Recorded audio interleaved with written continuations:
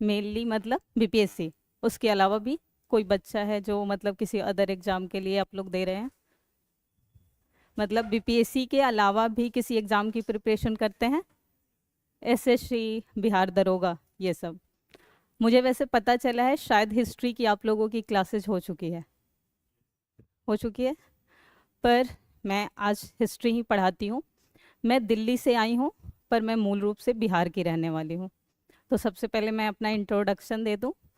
मेरा नाम रितु राज है और मैं दिल्ली में पीसीएस के बच्चों के लिए बिहार स्पेशल और हिस्ट्री पूरा कवर कराती हूँ। तो आप लोगों के पास भी मुझे मौका मिला है तो मैं देखती हूँ। वैसे आप लोग पढ़ तो चुके हैं हिस्ट्री, सर ने बताया शायद कोई टीचर पहले पढ़ा चुके हैं। आज मैं एंशिएंट हिस्ट्री के एक टॉपिक को पढ़ाने वाली हूँ।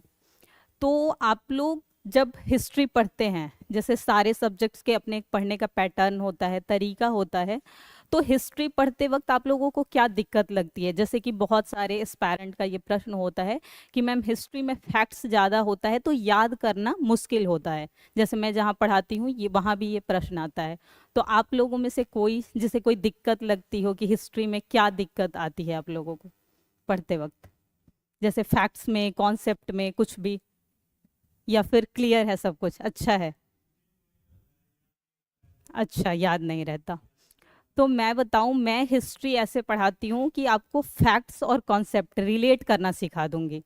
एक स्टोरी की तरह पढ़ाती हूँ जिसमें आपको अगर कॉन्सेप्ट पता है तो कुछ फैक्ट्स को रिलेट कर पाएंगे, और अगर कुछ फैक्ट्स पता हो आपको तो कॉन्सेप्ट को रिलेट कर पाते हैं आप लोग। वैसे मैं पढ़ाऊंगी। उससे पहले अच्छा ये बताइए कि आज मैं सिंधु घाटी सभ्यता पढ़ाने वाली हूँ, तो पढ़ा होगा आपने, क्योंकि आप लोग शायद 17वीं का पेपर देने वाले हैं। सर ने जैसा बताया कि आप लोग 17वीं का पेपर देने वाले हैं।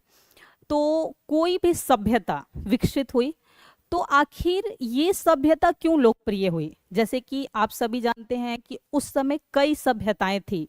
मूल रूप से जितनी भी सभ्यताएं विकसित होती हैं वो नदियों के किनारे हुई, क्योंकि वहां से आपको व्यापार के साधन मिले, शहरीकरण ज्यादा तेजी से विकसित होता है।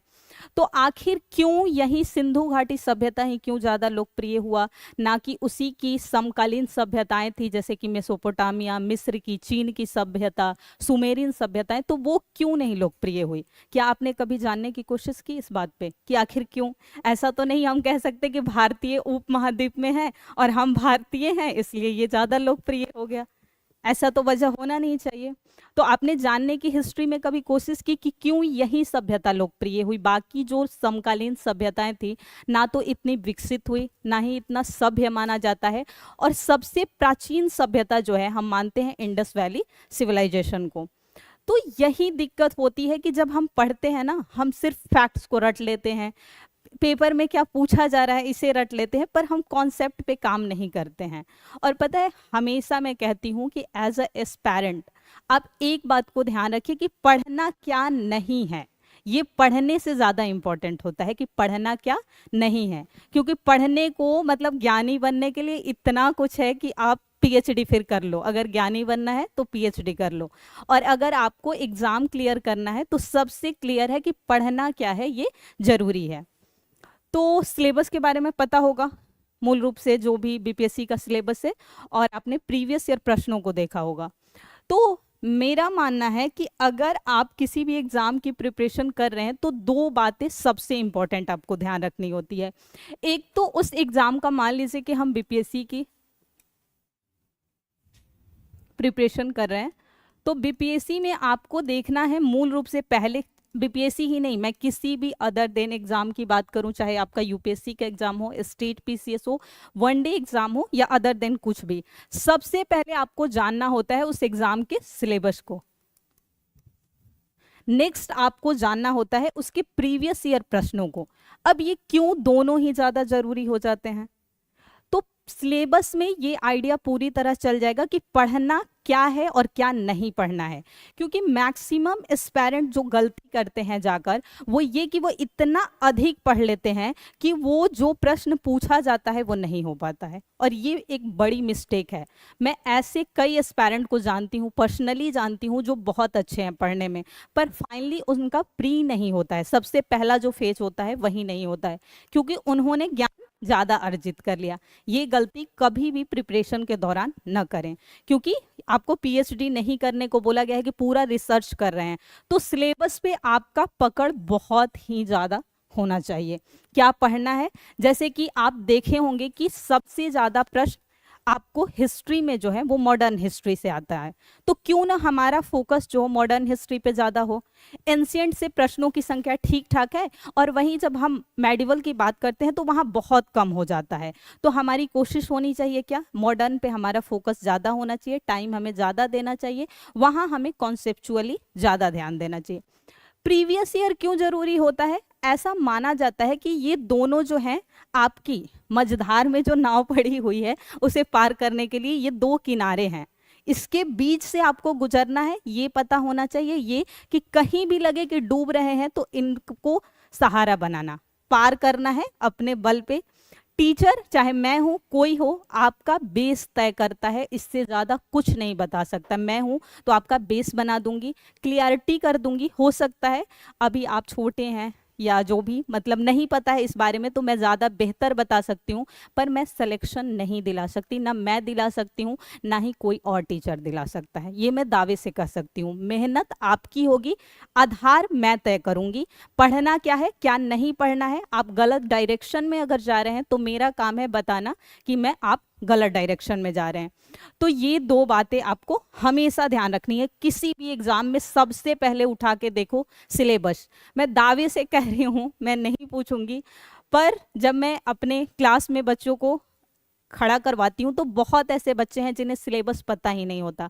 यूपीएससी के बच्चों की मैं बात कर रही हूँ। पूरे क्लास में आप जानते हैं दिल्ली मुखर्जी नगर का नाम सबने सुना है, कितना फेमस है यूपीएससी के लिए, पर बच्चों को सिलेबस नहीं पता है। प्रीवियस ईयर में प्रश्न क्या पूछा गया है नहीं पता है, और अगर नहीं पता है तो आप नहीं कर सकते कभी भी, क्योंकि प्रीवियस ईयर से आपको आइडिया चलेगा कि अच्छा मान लो मैं आज इंडस वैली पढ़ाने जा रही हूँ, तो प्रश्न पूछा क्या गया है। एज अ एग्जाम्पल मैं बात करूँ तो अभी बहुत पीछे का नहीं, 69th में एक पेपर में पूछा गया था शायद पशु से संबंधित, कि कौन सा एक पशु है जो कि सिंधु घाटी सभ्यता में नहीं, इसके हमें जो है एविडेंस मिले हैं। आप जानते हैं कि मूलतः अगर मैं बात करूं तो आपको घोड़ा का साक्ष्य नहीं वहां पर मिला था, ना ही हमने गाय का कहीं पर मुहर जो होते थे जो कि अंकित किए जाते थे, जैसे व्यापार के लिए जो है उनका प्रयोग किया जाता था। तो चाहे हम गाय की बात करें, चाहे हम एक दो और पशुओं की बात करें, जैसे कि शेर की हम बात करते हैं, तो आपको नहीं देखने को मिलता है। उस ऑप्शन में प्रश्न में घोड़ा दिया हुआ था। जबकि एक बात आप हर जगह पढ़े होंगे कि सुरकोटदा जो कि गुजरात में है, वहां से जो है अस्थियों के साक्ष्य मिले हैं, यानी कि उनके बोन के साक्ष्य आपको प्राप्त हुए हैं। तो अगर ये कॉन्सेप्ट और फैक्ट्स क्लियर होगा तभी तो कर पाएंगे, वरना कहाँ से कर पाएंगे। तो ये होती है आपकी क्लियरिटी। पढ़ने के पीछे भागने से बेहतर होता है कम घंटे पढ़ो, बेहतर पढ़ो। मार्केट में इतने मटेरियल है कि जिस दुकान पे आप जाओगे सोचोगे यार कौन सा लूं कौन सा नहीं लूं, ये होता होगा हमेशा, पर लेना वही है जो काम का है। बाकी देखो, दुकानदार का काम है उसका बेचना, इंस्टीट्यूट का भी काम है बेचना, उससे आपको नहीं मतलब है। आप फाइनली अपने सिलेक्शन पे फोकस करो, कौन क्या करता है इससे कोई मतलब नहीं। तो ये दोनों बातें आपको पता होनी चाहिए, और मुझे जहाँ तक पता है पता होगी। जैसे आप लोग सिंसियर लग रहे हो और जैसा मुझे बाहर बताया गया है आप लोगों के बारे में, तो मैं मान के चलती हूँ कि आपको सिलेबस और इसके बारे में सही से जानकारी होगी। बाकी कुछ बातें और मैं बता दूं अपने बारे में। एक तो मैं रिलेट करके पढ़ाऊंगी, कॉन्सेप्ट प्लस फैक्ट्स दोनों होगी, और मेरी कोशिश वैसे रहती है कि एंशिएंट से शुरू करें, कि क्योंकि घटना पहले कोई हुई है और फिर वही घटना हो सकता है कि मॉडर्न हिस्ट्री में भी हुआ हो। जैसे कि एज अ एग्जाम्पल रैयतवाड़ी व्यवस्था की बात करते हैं, तो हम वैसे तो मूल रूप से रैयतवाड़ी व्यवस्था पढ़ते हैं मॉडर्न हिस्ट्री में, जब हम क्या पढ़ते हैं भूमि बंदोबस्त व्यवस्था की बात करते हैं, फार्मिंग सिस्टम जो लाया गया था उसमें। लेकिन उससे पहले भी तो देखने को मिला था रैयतवाड़ी व्यवस्था। तो कोशिश हमेशा करिए एंशिएंट को समझ लीजिए, मेडिवल को समझ लीजिए, फिर मॉडर्न पे चलिए, लेकिन मॉडर्न को टाइम हमेशा ज़्यादा दीजिए, क्योंकि प्रश्नों की संख्या जो होगी वहीं से ज़्यादा होगी। बाकी कोई प्रश्न ऐसा कुछ भी, या आगे मैं पढ़ाना शुरू करूँ? दूसरी बात, एक बात मैं और बता दूं, एज अ टीचर और स्टूडेंट के बीच जो गैप होता है प्लीज़ मेंटेन रखिएगा, क्योंकि मैं नहीं चाहती कि आपका कोई भी एक्टिविटी मुझे असहज फील कराए और उसके बाद मुझे जो है रिएक्ट करना पड़े। तो प्लीज़ इतना ध्यान रखिएगा आप लोग। बाकी आप लोग सिंसियर हैं तो मुझे ऐसी कोई उम्मीद नहीं है कि ऐसा कोई भी बात होगा। तो चलिए अब हम बढ़ते हैं अपने आज के टॉपिक की तरफ। तो आज का जो टॉपिक है वो है सिंधु घाटी सभ्यता। बाकी इससे पहले एक टॉपिक जो है एंशिएंट हिस्ट्री में हम पढ़ते हैं कि प्राचीन इतिहास को समझने के लिए विभाजन, जो कि अगर मैं प्रश्नों की बात करूं तो कभी कतार यानी कि 4, 5, 10 साल में एक बार प्रश्न पूछा जाता है। तो उस पर हम ज़्यादा बात नहीं करेंगे, हम सीधे उस टॉपिक पे आते हैं जहां से आपके प्रश्न पूछे जाते हैं। तो सबसे पहले हम बात कर लें, और पेन कॉपी प्लीज़, क्योंकि ना कोई सत्यनारायण भगवान की कथा है जो लेकर प्रसाद जाना है, तो प्लीज़ आप अपना नोट करिएगा तो आपको फायदा होगा। सिंधु घाटी सभ्यता, बाकी राइटिंग पे इतना ध्यान नहीं देना है।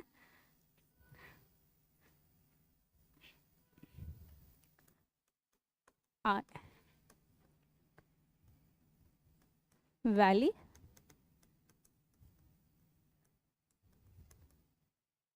ये है हमारा आज का टॉपिक। अब आप जब भी किसी टॉपिक को शुरू करें, सबसे पहले दिमाग में आना चाहिए कि इस टॉपिक के अंतर्गत क्या क्या प्रश्न बन सकते हैं, इस टॉपिक के अंतर्गत हमें पढ़ना क्या क्या है, ये बहुत ज़रूरी होता है।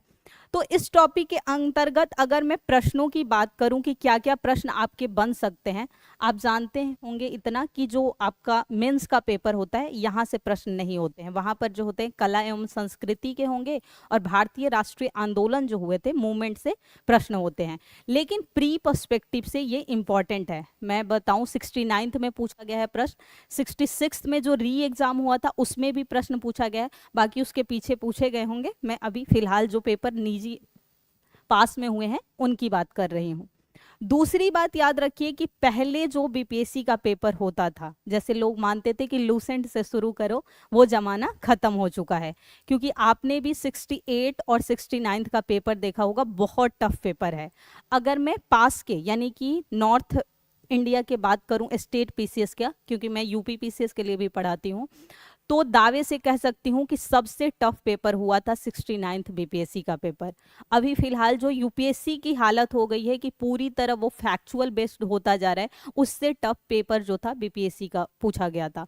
तो हमेशा अब जो भी आप लोग अब जो 67th देंगे, ऐसा गॉड करे कि आप लोगों का सिलेक्शन 67th में हो जाए, आगे ना देना पड़े। बट आगे भी देना पड़े तो कॉन्सेप्ट प्लस फैक्ट्स ना मेरे यानी कि ना हिस्ट्री, ऑल सब्जेक्ट्स में होना चाहिए बिल्कुल क्लियर। तो जो पढ़ना है हमें उसमें याद रखिए जिन पॉइंटों की हमें बात करनी है, सबसे पहले जरूरी होता है ऑरिजिन। ऑरिजिन इसलिए जरूरी होता है कि आप चाहे किसी भी स्थल की बात करें, किसी एक टाइम पीरियड की बात करें, किसी एक घटना की बात करें, आखिर क्यों उत्पत्ति हुई उसे जानना बहुत जरूरी है। तो हम उत्पत्ति की बात कर लेंगे, उसके बाद हम बात करेंगे आखिर इस सभ्यता की खोज किसने की थी, कहाँ से जो है इस सभ्यता की खोज हुई। इसके अलावा होता है विकास, यानी कि डेवलप कैसे हुई। कोई भी सभ्यता है या संस्कृति, किसी भी कल्चर की बात जब हम करते हैं तो कैसे विकास हुआ।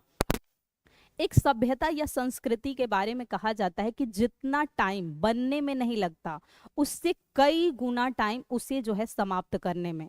जैसे कि आप सभी अपने घरों में देखते होंगे, हमारे घरों में कुछ रूढ़िवादी रीति रिवाज हैं, हर फैमिली में है, मेरे आपके सब में होंगे।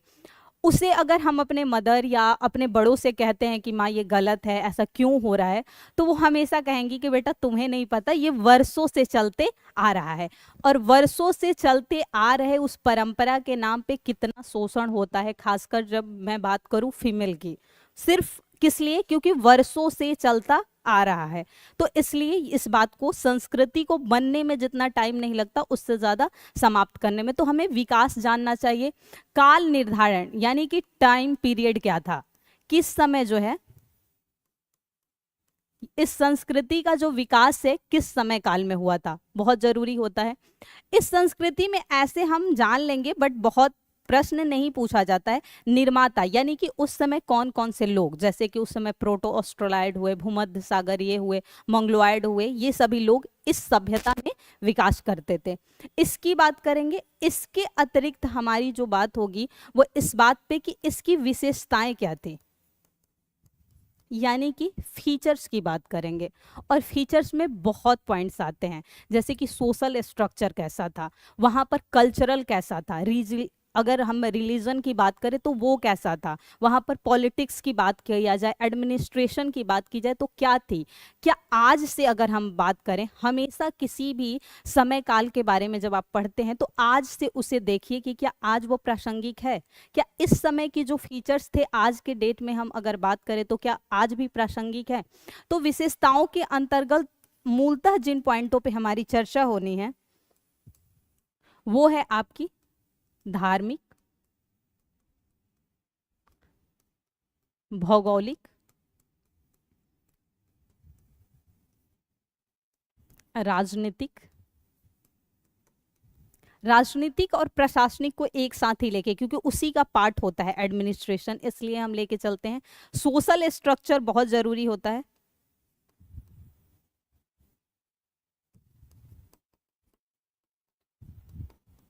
देखिए, सोशल स्ट्रक्चर से हमें उस क्षेत्र के बारे में, जब भी जैसे कि हम बिहार की बात करते हैं तो सोशल स्ट्रक्चर से बिहार की क्या स्थिति है उसकी जानकारी मिलती है, और सबसे ज़्यादा स्त्रियों की।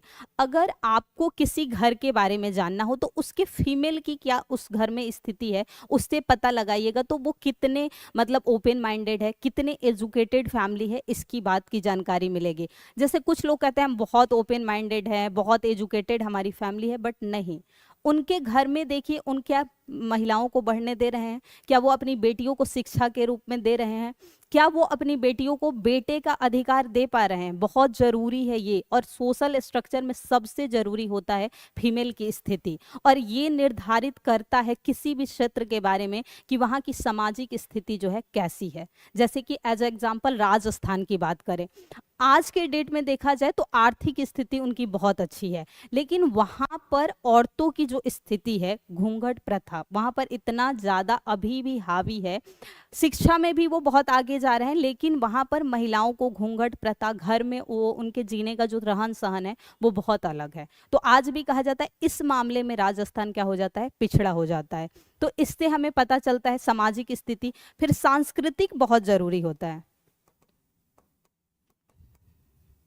सांस्कृतिक से क्या होता है, वहाँ की विविधता का पता चलता है। जैसे कि आपसे बिहार के बारे में कोई जानने की कोशिश करे तो आप क्या बताएंगे कि हमारे यहाँ खान पान में क्या है, हमारे यहाँ वेशभूषा क्या है। जैसे कि हमारे यहाँ औरतों में साड़ी का प्रचलन ज़्यादा है, जबकि आप हरियाणा में जाएंगे, पंजाब में, दिल्ली में, वहाँ सूट का कल्चर आज बदलता जा रहा है। जो पहनावे का परिवेश है, पश्चिमीकरण की वजह से ही हम कहें, लेकिन बहुत बदलाव आया है। बहुत आप देखेंगे अब हमारे यहाँ भी औरतें सूट पहनती हैं, सब कुछ पहनती हैं। तो ये सभी चीज़ें वहाँ पर, खान पान जैसे हमारे यहाँ फेमस है लिट्टी चोखा, कहीं भी जाओगे तो अच्छा बिहार से हो तो लोग ये बात कहीं देंगे, अच्छा लिट्टी चोखा। तो इससे क्या हुआ, हमारी विविधता का पता चला। तो ये सांस्कृतिक बहुत जरूरी होता है। तो ये मुख्य बिंदुओं पर हम बात करेंगे किसके, विशेषताओं के अंतर्गत। इसके अलावा मैं बात करूं तो हम कहेंगे, बात करेंगे पतन के कारण, यानी कि किस वजह से जो है ये सभ्यता डिक्लाइन हुई। आखिर कुछ तो वजह रही होगी, वरना यही सभ्यता लंबे टाइम और तक चलती। तो डिक्लाइन किस वजह से हुई। आप जानते हैं कि इसमें कुछ प्रमुख स्थल हैं जिसकी हम वर्तमान में बात करते हैं। जैसे कि पूछा जाए आपसे सीधे सीधे कि कालीबंगा कहाँ है, कई बार प्रश्न ऐसा पूछा जाता है सीधे सीधे कि सुरकोतड़ा जो है वो कहाँ पर है। तो क्या है, प्रमुख स्थलों को जानना बहुत जरूरी है, यानी कि मेजर जो प्लेसेस हैं। उसके अलावा हम कह सकते हैं यहाँ से प्राप्त जो प्रमुख स्थल एवं प्राप्त साक्ष्य, यानी कि एविडेंस जो आपको मिले हैं, जैसे पूछा जाता है आपसे कि कहाँ पर जो है मानव शवाधान यानी जो मृत शरीर है उसके साथ कुत्ते को दफनाया गया, बकरी को दफनाया गया, कहाँ से जो है हमें जल निकासी की जो है साक्ष्य मिले हैं, तो आपको बहुत जरूरी होता है। और किसी भी जब आप स्टेट पीसीएस में खास कर तैयारी कर रहे हैं तो फैक्ट्स हिस्ट्री में बहुत जरूरी है। तो लास्ट में मैं कुछ इंपॉर्टेंट फैक्ट्स पर बात कर लूंगी, यानी कि महत्वपूर्ण जो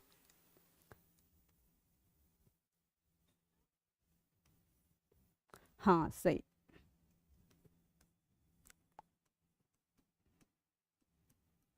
तथ्य जो है ये, तो ये मुख्य पॉइंट्स हैं जिनकी चर्चा जो है हमें आज के सेशन में करनी है कि कहाँ से जो है ओरिजिन हुआ, खोज, विकास, काल निर्धारण, ये जो है इतना इम्पोर्टेंट नहीं है, पर कई बार जब स्टोरी को समझना होता है तो कुछ बातें जो है हमें इंक्लूड करनी होती है जो कि एग्जाम पॉइंट ऑफ व्यू से इम्पोर्टेंट इतनी नहीं होती है, तो इसका इतना महत्व नहीं है, लेकिन इन पॉइंटों से जो है आपके प्रश्न पूछे जा सकते हैं।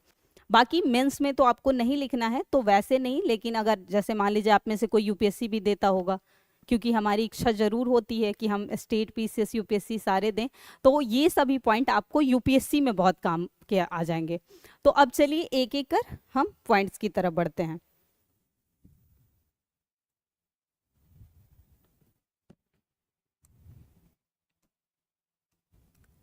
तो सबसे पहले का था उत्पत्ति, पहला पॉइंट जो हमारा था उत्पत्ति, यानी कि ओरिजिन जो है इसका कहाँ से हुआ।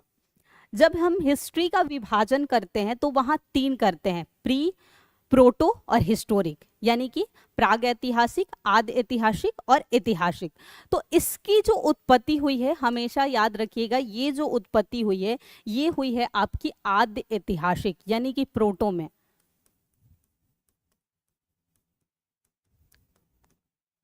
आप लोग बिल्कुल कूल होकर पढ़िए,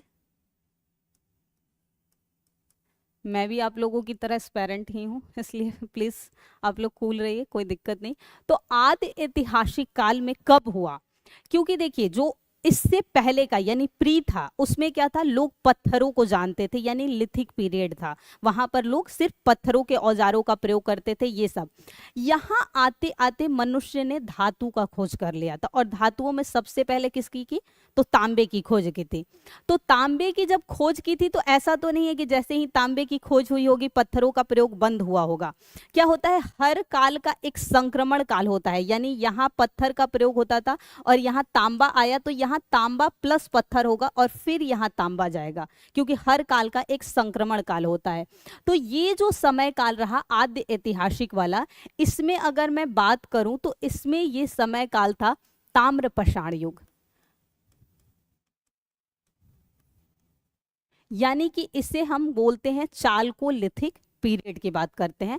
तो यहाँ तांबे से भी लोग परिचित थे और पत्थरों से भी परिचित थे, यानी चालकोलिथिक पीरियड में जो है इस सभ्यता की उत्पत्ति हुई थी। अब हम एक बात और करते हैं, नामकरण, शायद मैंने वहां नोट करना भूल गई थी, नामकरण। आखिर इस सभ्यता को हमने सिंधु घाटी सभ्यता ही क्यों नाम दिया, कोई और सभ्यता भी तो नाम दे सकते थे, वहां पर और भी कुछ थी विशेषताएं। इस सभ्यता को मुख्यतः सिंधु घाटी या सिंधु सभ्यता भी कहा जाता है या हड़प्पा सभ्यता।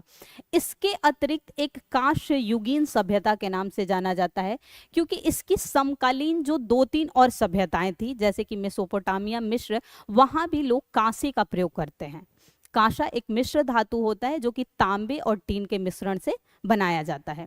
तो ये सभ्यता जो है क्यों पड़ी, तो नामकरण में तीन चार पॉइंट आप याद रखिएगा कभी भी कोई पूछे। एक तो सिंधु व उसकी सहायक यानी कि जो ट्रिब्यूटरीज थी,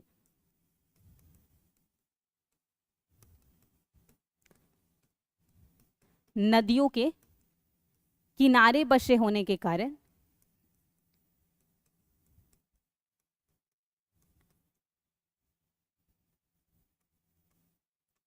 इस सभ्यता का नाम क्या दिया गया, सिंधु घाटी सभ्यता। अब एक बात और, हमेशा जब भी कोई सब्जेक्ट पढ़े दूसरे सब्जेक्ट से रिलेट करना सीखे, हर सब्जेक्ट का दूसरे सब्जेक्ट से संबंध होता है। जैसे ही आपका यहाँ आया इंडस और उसकी ट्रिब्यूटरी, तो यहाँ आपका ध्यान कहाँ जाना चाहिए, जियोग्राफी पर। इंडस कहाँ से निकलती है, उसकी सहायक जो है कौन कौन सी नदी है। अच्छा यहाँ भी देखना है, ओ सॉरी मुझे लगा सिर्फ वो है। Oh good evening Anuj, good evening to all of you. जी चंदनी, मेरा नाम रीतू है, रीतू राज नाम है मेरा। सॉरी मुझे नहीं पता था, यहाँ कुछ कमेंट भी चल रहा है इसलिए मैंने नहीं ध्यान दिया, सॉरी।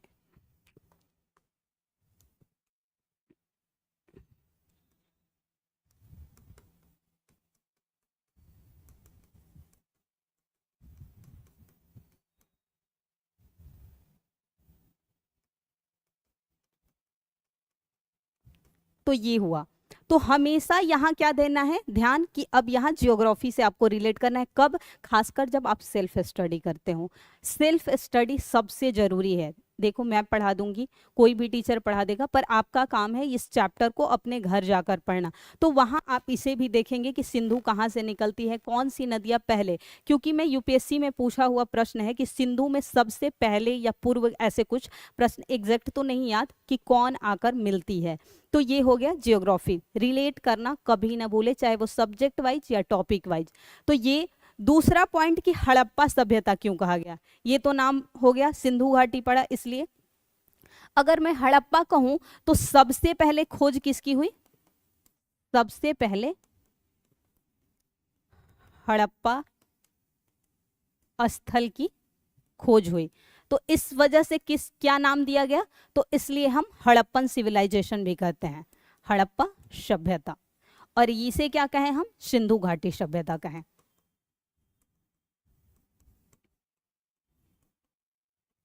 तीसरा एक नामकरण इसका किया गया है, याद रखिएगा, कांस्य युगीन सभ्यता, कांस्य युगीन सभ्यता।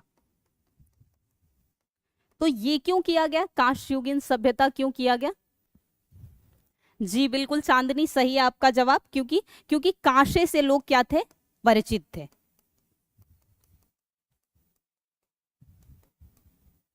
ये याद रखना है, तीन जो है पॉइंट्स ही सिर्फ आपके नामकरण में आएंगे, बाकी उत्पत्ति में आपको सिर्फ इतना पॉइंट याद रखना है। अब याद, ये जो है यहाँ ही खोज की गई थी, तो खोज पे ही प्रश्न होता है, खोज। तो यहीं पर मैं अगर बात कर लूं कि इसकी खोज किसके द्वारा, अलग पेन से, ताकि आपको क्लियरली पता चल जाए। खोज जो की गई थी इसकी 1921 में, लेकिन क्या 1921 से पूर्व कोई सिंधु घाटी सभ्यता के बारे में नहीं जानता था, ये सवाल भी आना हमारे अंदर लाजमी है। याद रखिएगा, सबसे पहले 1826 में एक इतिहासकार थे, जॉन या कार्ल मर्शेल करके, उन्होंने सबसे पहले इस सभ्यता के बारे में जो है बताया था, पर उन्होंने उस पर सर्वे नहीं किया था। फिर जाके आगे 1853-56 में भी कुछ इतिहासकारों ने इस पर बात की, लेकिन जो पुरातात्विक के जनक माने जाते हैं, अब बताइए आप लोग सवाल कि कौन जनक कहे जाते हैं, पुरातत्व के जनक किसे कहा जाता है। हाँ जी, तो कनिंघम ने 1875 में, ये बिल्कुल सही, अच्छी बात है, तो उन्होंने क्या किया कि सबसे पहले इस सभ्यता पर सर्वे किया, लेकिन उन्होंने खोज नहीं किया था। फिर जाकर 1921 में क्या होता है, उस समय के जो भारतीय पुरातत्व सर्वेक्षण विभाग के जो महानिदेशक यानी कि डायरेक्टर जनरल थे, उस समय कौन थे, जॉन मार्शल थे, उनके संरक्षण में दयाराम साहनी जो थे, उन्होंने इसकी खोज की। तो बस 2 पॉइंट याद आपको रखना है, दयाराम साहनी। बस ऐसा नहीं कि आपको सब कुछ, मैं हमेशा कहती हूं कि आपको ज्ञान नहीं अर्जित करना है, आपको एग्जाम क्वालिफाई करना है, और वैसे भी प्री क्वालिफाइंग ही नेचर है, बस ये है कि वहाँ कट ऑफ तय होता है, ना कि नेचर है कि आपको 33% जैसे कि सीसेट में है कि इतना लाना है। वहाँ उस साल के पेपर के अकॉर्डिंग जो है आपका कट ऑफ तय होता है, हर मतलब जो भी वर्ग हैं उसके अनुसार, पर नेचर तो क्वालिफाइंग है, मार्क्स तो ऐड होना नहीं है। तो क्या करेंगे आप टॉप होकर, जैसे कुछ को लगता है कि हाँ हम ही हो जाए प्री में टॉप होना है, तो फाइनल सिलेक्शन में मेंस में टॉप हो, वो मार्क्स आपके काम के आते हैं। तो ये बातें आपको याद रखनी है।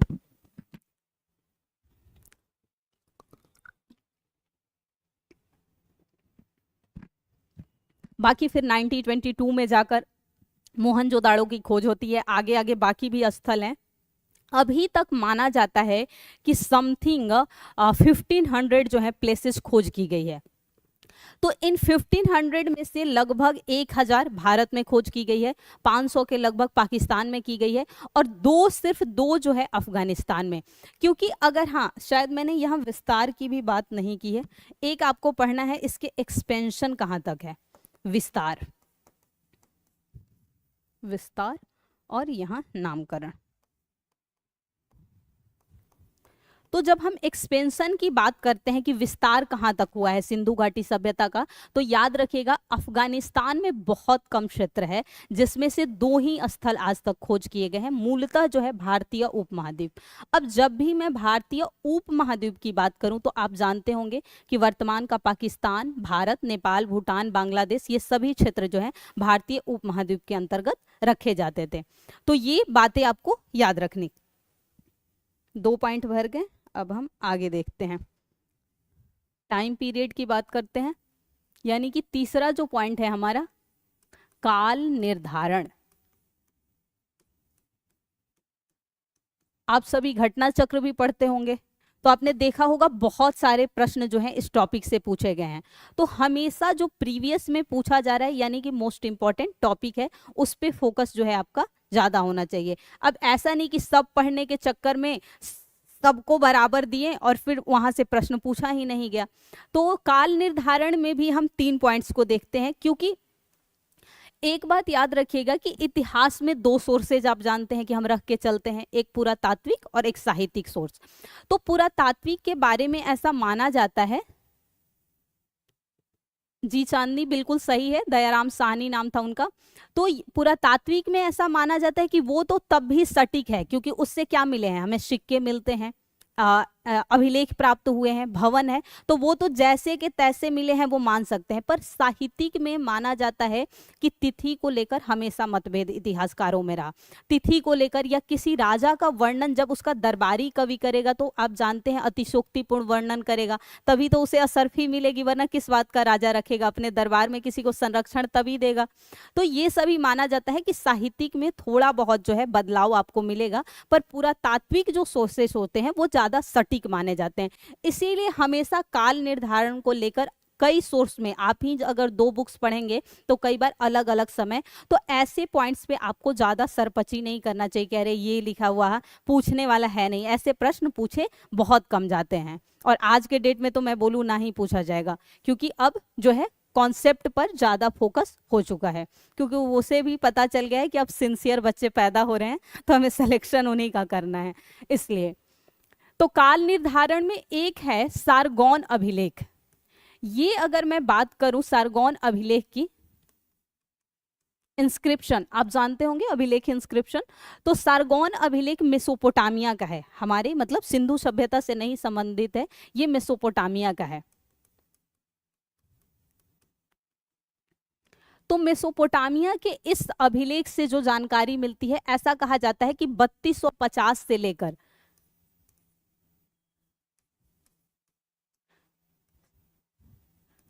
2750 बीसी तक का समय जो है ये माना जाता है। वैसे ही ओल्ड एनसीईआरटी में देखेंगे और भी पहले माना जाता है, 3700 बीसी पहले तक माना जाता है कि इसकी सभ्यता बिल। लेकिन आज के डेट में जो सबसे सटीक माना जाता है काल निर्धारण का, आप सभी जानते हैं, रेडियो कार्बन डेटिंग विधि, यानी कि C14 जिसे कहते हैं। तो अगर हम रेडियो कार्बन डेटिंग विधि को माने सबसे सही,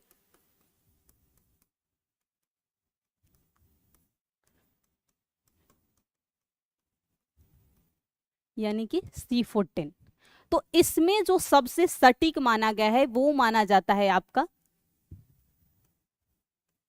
2500 या 2300 भी कहीं कहीं लिखा है, लेकिन ये जो समय काल माना जाता है इसमें 2300 ही माना है। इतिहासकारों ने जो माना है वो 1750, तो ये सटीक माना जाता है। गर्ल्स आप लोग बिल्कुल शांत हैं, क्या बात है? ऐसे शांत नहीं रहना है, आप लोगों को पूरा प्रशासन संभालना है, पूरा जिला मिलेगा संभालने को, एक एक ब्लॉक मिलेगा संभालने को। तो ऐसे C14 इतना, तो ये 2 माने जाते हैं, लेकिन इतिहासकारों ने जो एक पूरे मतलब औसत निकाला जाए तो कहा जाता है 2500 से लेकर 1700 या 1600 के मध्य का, लेकिन ये सबसे सटीक माना जाता है। पर इस पे हमें इतना ध्यान नहीं देना है क्योंकि पूछा नहीं जाने वाला हमसे।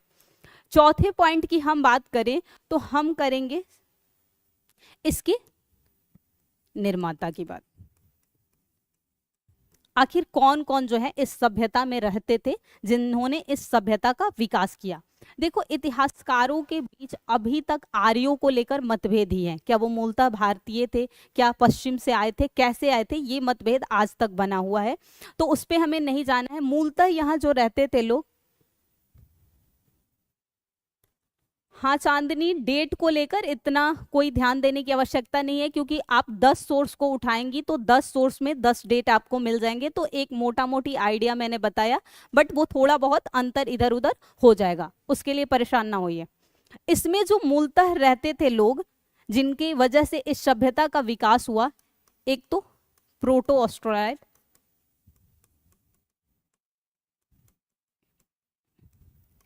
लेकिन जो मूल रूप से माने जाते हैं भारत में, कौन माने जाते हैं, जो भारत के मूल निवासी दक्षिण वाले जो द्रविड़ थे वो माने जाते हैं कि भारत के वो मूल जनजाति थे।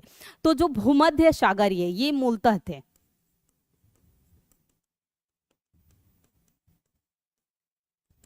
यानी कि द्रविड़। इसके अलावा कुछ आपको यहां पर मिलेंगे, मंगोलायड भी थे और अल्पाइन भी जो थे। पर यहां से मैं पहले बस कहानी को समझने के लिए प्रश्न नहीं पूछा जाएगा, पहले ही बता दे रही हूं।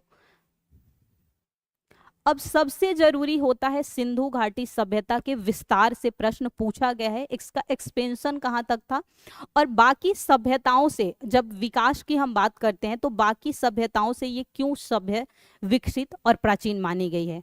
देखिए हमेशा कुछ भी पढ़ें अपने अंदर सवाल करें, मेरा मानना है। आप क्यों सिलेक्शन लेना चाहते हैं ये भी सवाल आपका है, कोई दूसरा नहीं बताएगा। ये जो इंटरव्यू में रटी रटाई कहानी चलते आ रही है कि समाज सेवा करना है, ये करना है, ये रटी रटाई सिर्फ इंटरव्यू तक होती है। अगर सिलेक्शन लेना है तो आप खुद से पूछे मुझे क्यों बनना है। किसी को फैमिली के लिए भी बनना होता है क्योंकि उसने अपने घर में कुछ ऐसी परिस्थिति देखी होती है, किसी को किसी के लिए बनना होता है, हो सकता है किसी से वादा कर रखा हो बनने के बाद, तो वो भी हो सकता है, या खुद के लिए ही कुछ करना हो या सोशल भी करना हो।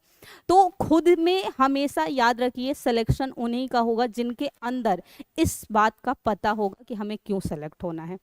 दुनिया को देख के हम सिलेक्शन करने आ गए कि हाँ फलाने कर रहा था प्रिपरेशन तो हम भी चलो उस भीड़ में। हमेशा भीड़ से बच के चलिए अपने अंदर। तो जब पढ़िए तो भी सवाल करिए कि क्यों, ये सवाल जो होता है ना, क्यों, क्या, कैसे, ये जीवन को ना बहुत बेहतर बनाता है। आप हर बार, आप हर कदम चलते हैं ना, उसमें भी सवाल होना चाहिए। हम पता है आज के डेट में बात करें, हम सोशल मीडिया इन सब के पीछे इतने भाग चुके हैं कि हम अपनी मूल जो हर मनुष्य का, मैं भी उसमें इन्वॉल्व हूँ, सबकी बात कर रही हूँ, तो हम नहीं देखते कि हमारा खुद का अस्तित्व क्या है। सिर्फ भीड़ चाल में जो है इंसान, उससे सिलेक्शन नहीं होगा। हमेशा खुद से सवाल पूछिए, क्यों बनना है, क्या मदर फादर के लिए, किसी के लिए बनना है, खुद के लिए बनना है, क्या वाकई, जैसे हम कई बार गुजरते हैं तो हम देखते हैं कि राह में कुछ गरीब लोग हैं, वाकई दया तो आती है, पर क्या उनके लिए वाकई बनना चाहते हैं, या सिर्फ दया ही आ रही है। दया से दुनिया नहीं चलती है। तो अपने अंदर सवाल हर बार करिए, पढ़ते वक्त करिए, खुद से करिए, क्यों सेलेक्ट होना है तो भी करिए। तो अब नेक्स्ट पॉइंट है, मुझे लग रहा है खैर फर्स्ट क्लास है, धीरे धीरे आप लोग नॉर्मल हो जाइएगा। तो विस्तार की जब हम बात करें तो विस्तार में सबसे पहले किसी क्षेत्र के विस्तार को पढ़ना हो, एक और तरीका होता है। जैसे मैं यहाँ अभी मेरा पीपीटी नहीं है, जब मैं मान लो रेगुलर आप लोगों को पढ़ाने लगूंगी तो मैं डायग्राम जो हुआ, इमेज हुए, मैप हुए, ये सब मैं पीपीटी के थ्रू पढ़ाती हूँ। बाकी थ्योरी खुद से पढ़ाऊंगी, पीपीटी उससे क्या होगा, और फैक्ट्स भी मेरी कोशिश होती है कि आपको पीपीटी मिल जाए ताकि आप 2-3 बार रिवाइज कर ले। अब मान लो मैं 10 फैक्ट्स लिखवाऊं, 20 छूट ही जाएगा, तो वो मैं पीपीटी से पढ़ाती हूँ। इमेज रहेगा, डायग्राम रहेगा, तो थोड़ा सा क्लास भी अट्रैक्टिव होगा, मनोरंजन भी जरूरी है, तो वो नेक्स्ट होगा। तो हमेशा इसे ना ऐसे समझिए कि नॉर्थ टू साउथ और साउथ वो ईस्ट टू वेस्ट कितना था। तो नॉर्थ टू साउथ की अगर हम बात करें, इसके विस्तार की बात जब हम करते हैं तो याद रखिएगा यहाँ जो था मांडा तक था विस्तार, ठीक। नीचे अगर हम बात करें तो दैमाबाद, पूर्व की तरफ ईस्ट में जब हम जाते हैं तो इसका विस्तार जो था आलमगीरपुर, और वेस्ट की बात करें तो वेस्ट में जो विस्तार होगा सुत का गेंडोर। अब ये विस्तार कहां से कहां, कौन किस में है, क्योंकि अब जो प्रश्न पूछा जाएगा तो ये पूछा जाएगा कि किस क्षेत्र में है ये। तो मांडा जो है वर्तमान के जम्मू में आपको है।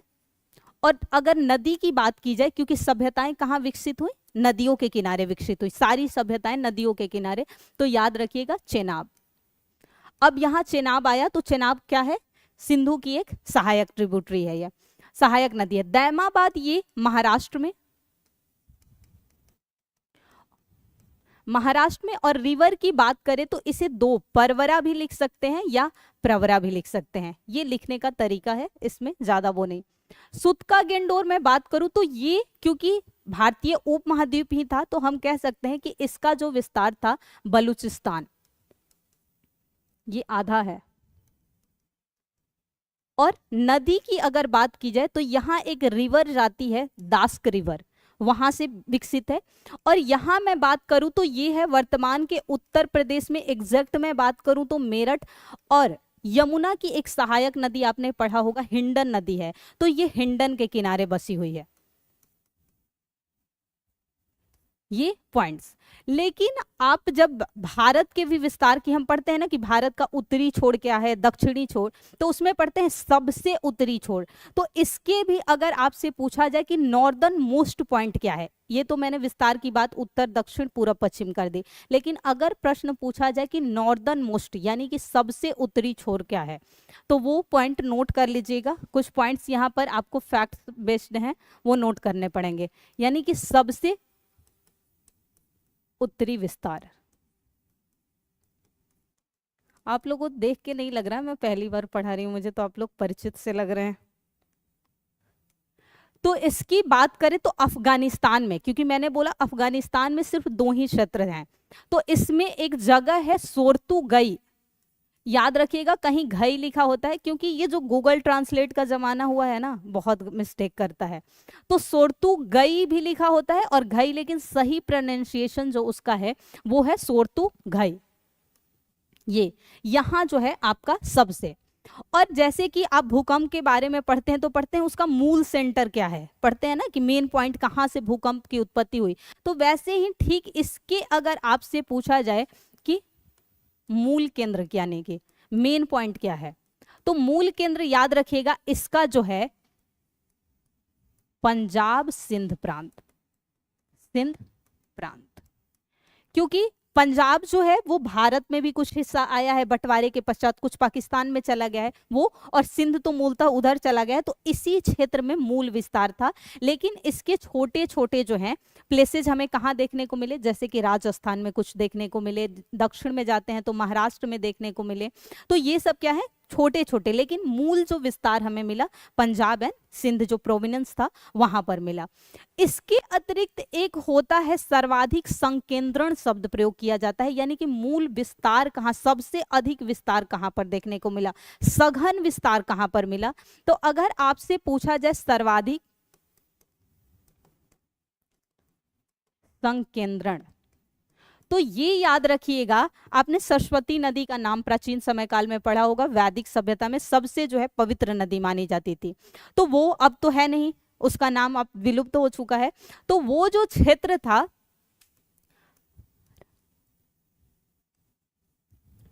हरहा और घग्गर, ये जो क्षेत्र था, ये सरस्वती घाटी जो है, सरस्वती नदी उसी के पास का, अगर मैं इमेज में दिखाऊंगी तो सिंधु घाटी और उसकी सहायक नदियों के जस्ट नीचे जो है ये क्षेत्र आपको देखने को मिलेगा, हरहा घग्गर क्षेत्र कहा जाता है, जो कि क्या बोलूं सरस्वती घाटी जो है उसी का क्षेत्र है। तो यहाँ जो है आपको सघन विस्तार देखने को इसका मिलेगा।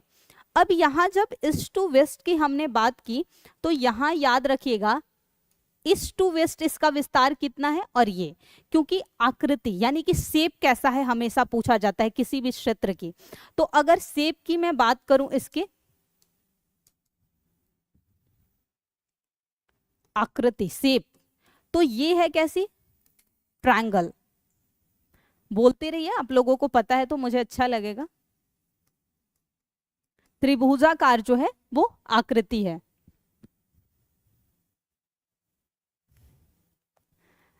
अरे मैंने बता दिया, मेरा नाम रितु है।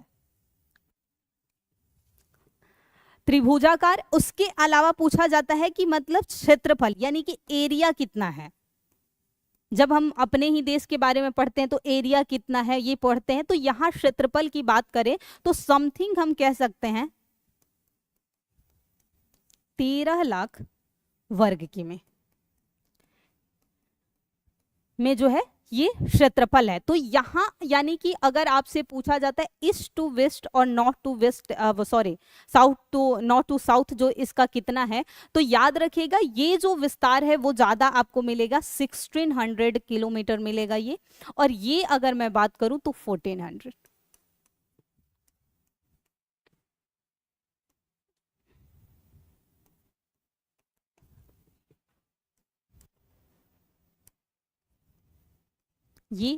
ये सब फैक्ट्स हैं, नहीं पूछे जाएंगे लेकिन जानना जरूरी होता है। ये जो है मेन इसके फैक्चुअल है, उसमें आपको जानना। तो ये है विस्तार की बात। लेकिन हमने की थी कि विकास कैसे हुआ, यानी सबसे सभ्यता। एक बात और याद रखिएगा, विस्तार में ही आपको याद रखना है, इसे नोट करके आप लिख सकते हैं। यानी कि इसका विस्तार जो है कहां तक है, वर्तमान के भारत, पाकिस्तान व अफगानिस्तान का कुछ हिस्सा, इतने में जो है इसका विस्तार आपको देखने को मिलेगा, सिंधु घाटी सभ्यता यानी इंडस वैली सिविलाइजेशन का।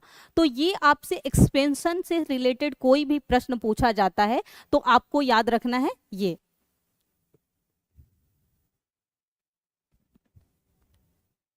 चांदनी,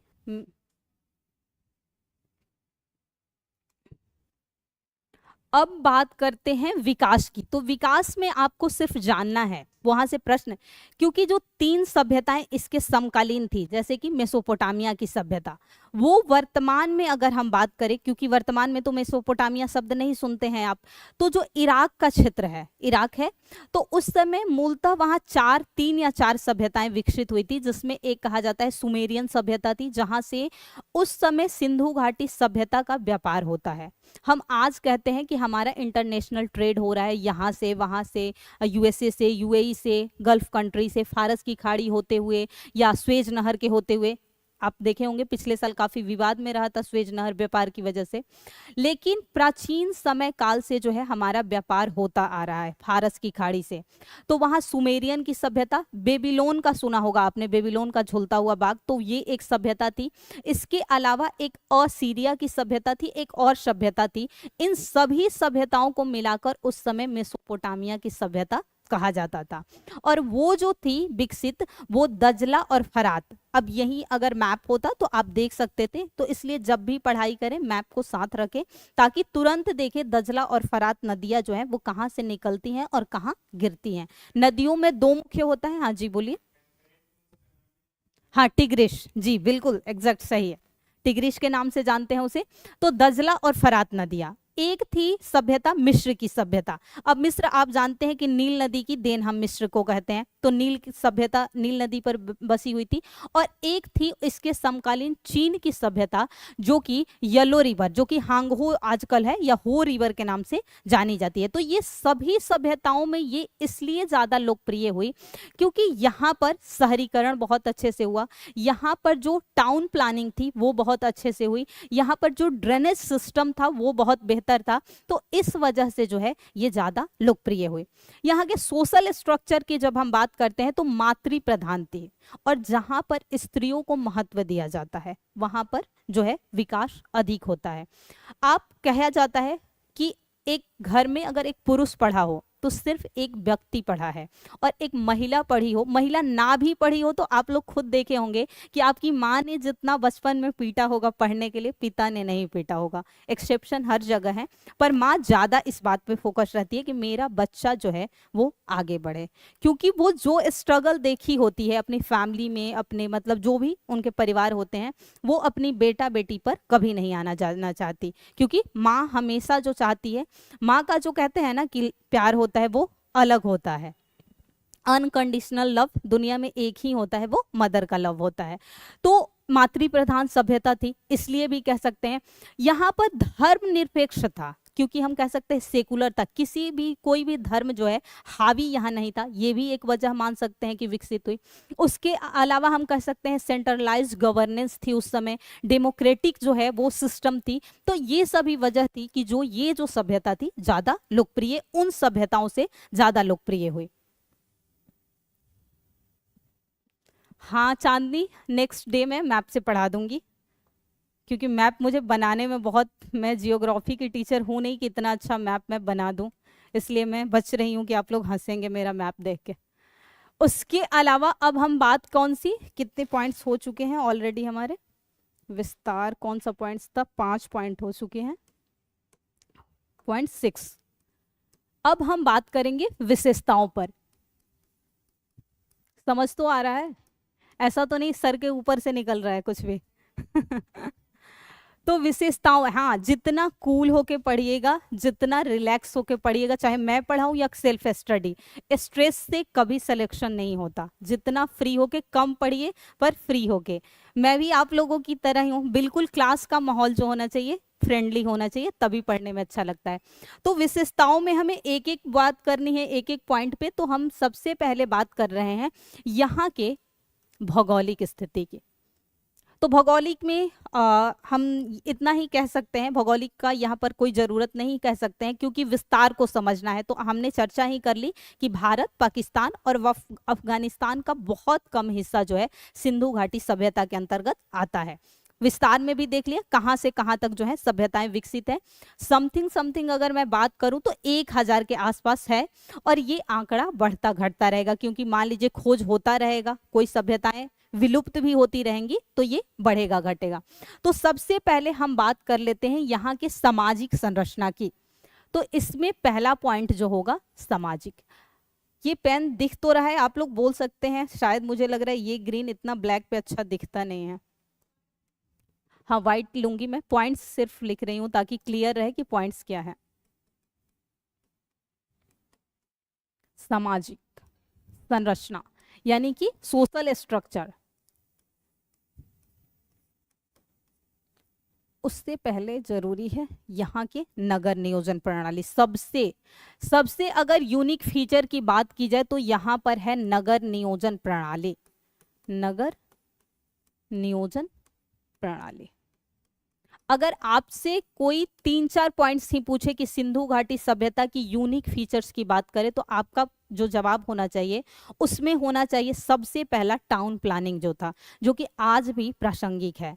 आज हम अगर आप लोग पढ़े होंगे शायद 2015 में माननीय प्रधानमंत्री जो है हमारे अभी भी, उनके द्वारा एक योजना लाई गई थी, अमृत योजना, जो स्मार्ट सिटी को ध्यान में रखते हुए कि एक ऐसा शहर बसाया जाएगा जहां सारी सुविधाएं होंगी, चाहे ड्रेनेज सिस्टम की बात की जाए, वाटर मैनेजमेंट की बात की जाए, रेन हार्वेस्टिंग की बात की जाए, ये सारी सुविधाएं होंगी, पार्किंग सुविधा होगी, पॉल्यूशन को ध्यान में रखा जाएगा। घर जो बसाया जाएगा, जैसे कि चंडीगढ़ में कहा जाता है ना कि पूरी तरह बसाया हुआ शहर है, तो वैसे शहर बनाने की बात हो रही है। तो सबसे इनकी खास विशेषता थी टाउन प्लानिंग, जो कि नगर नियोजन कहलाती है।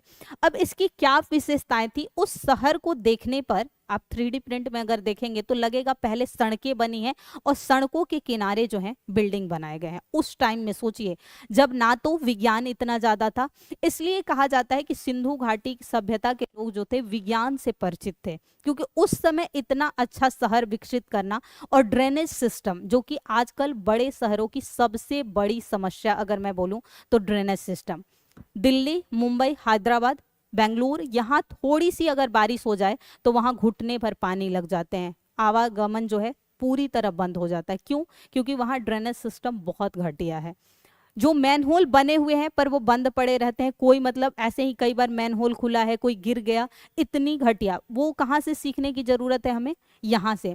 तो अगर मेंस में आप यूपीएससी का मेंस दे रहे हैं या कभी ऐसा कोई एस्से लिख रहे हैं, क्योंकि आप इस बार से हुआ ना 68 से या 9 से एस्से ऐड हो चुका है मेंस में आप लोगों, तो एस्से में ऐसे पॉइंट्स को अगर आप लिखते हैं, जैसे मान लीजिए आ रहा है कि विकसित शहर बरसाने के लिए आपको क्या करना चाहिए, या आप मेंस में ये भी जानते हैं कि आपके करंट से भी पेपर आते हैं, तो उसमें अगर ऐसा कुछ आता है, अगर आप यहाँ से ऐड करते हैं, हमेशा पेपर में ध्यान रखिए कि आपको रिलेट करके लिखना है, तभी एग्जामिनर को लगेगा कि हाँ आपका बाकियों से डिफरेंट है। क्यों आपको ही सेलेक्ट करे, ये भी तो सवाल है। सारे पढ़ के ही जाते हैं, इसी मतलब क्लास से सभी जाके देंगे प्री, बहुत लोग मेंस भी चुने, पर क्या सारे सेलेक्ट हो जाएंगे? नहीं। और ये सच्चाई है, ये किसी पे नहीं, मुझ पे भी लागू होती है, सब पे सिलेक्शन कुछ का ही होगा।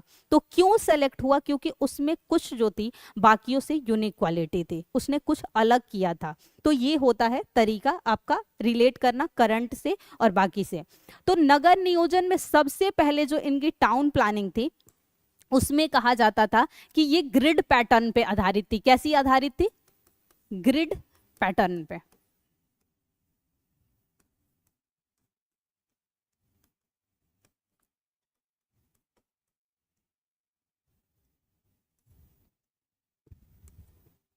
ग्रिड पैटर्न पे आधारित थी। इसके अलावा सड़कें एक दूसरे को समकोण काटती थी।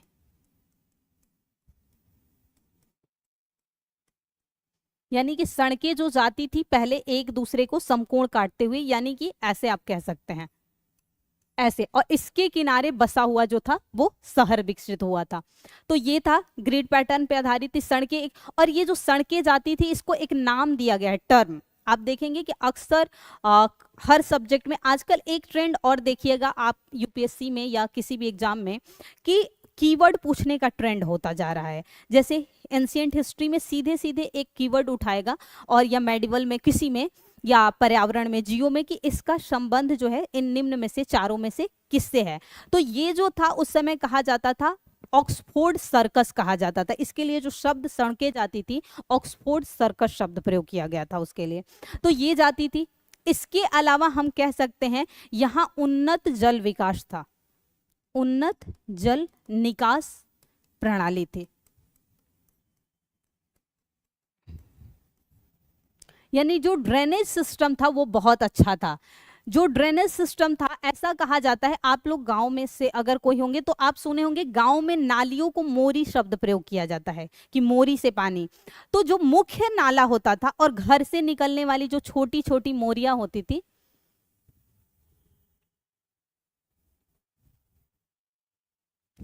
जी बिल्कुल 90 डिग्री पे कटती थी।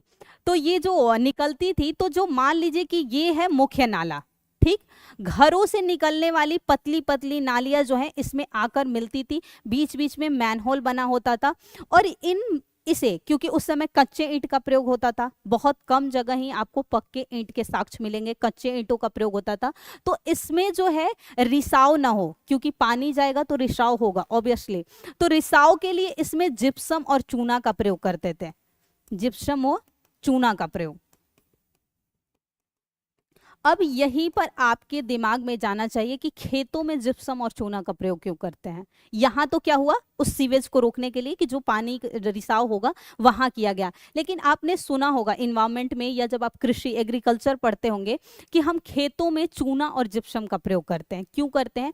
तो जब खेत में अम्लीयता या क्षारीयता होती है तो उसे कम करने के लिए या बढ़ाने, इसके लिए इसका प्रयोग होता है। तो हमेशा सब्जेक्ट को दूसरे सब्जेक्ट से रिलेट करके भी पढ़ना है। इससे क्या होगा, आपका कॉन्सेप्ट ज्यादा क्लियर होगा। और जैसे ही कॉन्सेप्ट क्लियर होता है, याद रखिए, आप सवाल नहीं भी आते हुए, मैं दावे से कह रही हूँ, देखो 150 में 150 क्वेश्चन सबको आए। ये जो तिस्मार खा लोग होते हैं ना, जिनका आईक्यू लेवल, तो वो कुछ परसेंट ही धरती पे पैदा हुए हैं, वो भी बहुत कम। तो आपका स्मार्ट तरीका काम आता है। प्रश्न आए न आए आप कैसे कर लेंगे? सिर्फ स्मार्ट तरीके से, क्योंकि आपने रिलेट करना सीखा है। चाहे वो सब्जेक्ट को सब्जेक्ट से, चाहे वो कोर सब्जेक्ट को करंट से रिलेट करना सीखा है, या फिर टॉपिक को टॉपिक से रिलेट करना सीखा है। तो ये प्रयोग होता था यहाँ पर, जो है निकास प्रणाली थी। इसके अलावा हम कह सकते हैं यहाँ पर जो रेन हार्वेस्टिंग सिस्टम होता है, यानी कि वर्षा जल संचय। अभी देखिए कितना दिक्कत हो रहा है बड़े शहरों में पानी का। अभी आप 2-3 महीने 4 महीने पहले बेंगलुरु हमेशा चर्चा में रहा कि पानी की किल्लत है। हैदराबाद हुआ, महाराष्ट्र हुआ, दिल्ली, हमेशा यहाँ पर पानी की दिक्कत मिलेगी। राजस्थान तो शुरू से ही, क्योंकि वहाँ की वैसी भौगोलिक परिस्थिति है, तो वो अलग का बात है।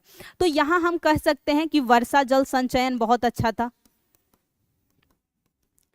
संचयन प्रणाली, यानी कि रेन हार्वेस्टिंग सिस्टम की सुविधा थी यहाँ पर। इसके अलावा हम कह सकते हैं उन्नत जल सिंचाई, यानी कि इरिगेशन सिस्टम जो था वो भी बहुत बेहतर था यहाँ पर। आज बिहार में मैं खुद कुछ दिनों पहले अपने गांव गई थी, मैंने देखा शायद 10% खेत भी नहीं खेती किए गए हैं। क्यों? क्योंकि बारिश नहीं हो रही है। अगर यहाँ उन्नत जल सिंचाई प्रणाली होती तो क्या खेत खाली रहते? खासकर आप देखेंगे कि बिहार में कई सालों से लगातार जो है धान की जब खेती होती है तो सूखा का मार झेलना पड़ता है। ये किसे झेलना पड़ रहा है? किसान। और किसान क्या है? हमारे रीढ़ की हड्डी। खासकर बिहार जैसे राज्य जहाँ पर उद्योग नहीं है, आप जानते हैं यहाँ पर बहुत छोटी इंडस्ट्री आपको देखने को मिलेगी, वो भी फूड चेन से ही, यानी कि फूड सिक्योरिटी से जुड़ी, जैसे कि चीनी मिले या छोटी बहुत। यहाँ पर आपको खनिज से रिलेटेड नहीं मिलेगा, क्योंकि है ही नहीं।